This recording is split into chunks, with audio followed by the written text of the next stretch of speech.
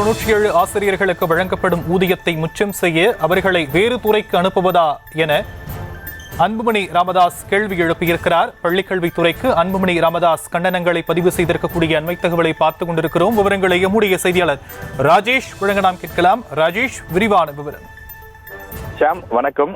சமீபத்தில் பள்ளிக்கல்வித்துறை ஒரு அறிக்கை வெளியிட்டது. அதாவது அந்த அறிவிப்பாணையில 497 அந்த பணியிடங்கள், அதாவது பார்த்தீங்கன்னா அந்த காப்பாளர் பணியிடங்கள் என்பது இருக்கின்றது.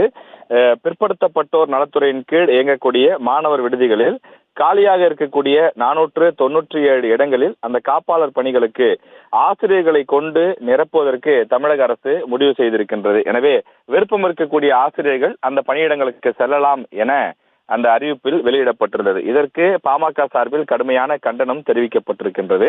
இது தொடர்பாக அக்கட்சியினுடைய தலைவர் அன்புமணி ராமதாஸ் அறிக்கை ஒன்றை கொடுத்திருக்கிறார்.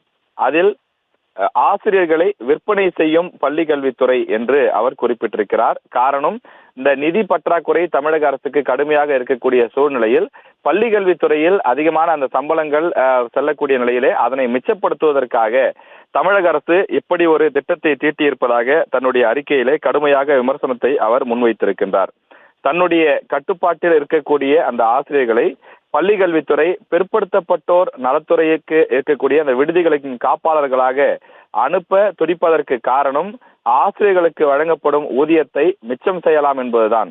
கடுமையான நிதி நெருக்கடியில் சிக்கி தவிக்கக்கூடிய தமிழக அரசு ஆசிரியர்களை பிற துறைகளுக்கு அனுப்ப துணிந்திருப்பது பெரும் அவமானம் என்றும் அவர் குறிப்பிட்டிருக்கிறார்.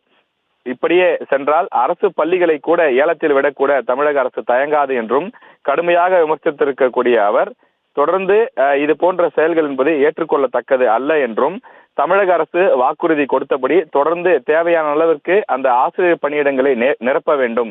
ஏற்கனவே தமிழ்நாட்டில் இருக்கக்கூடிய அரசு பள்ளிகளில் ஆசிரியர்களுடைய அந்த காலி பணியிடங்கள் எண்ணிக்கை என்பது அதிகமாக இருக்கிறது.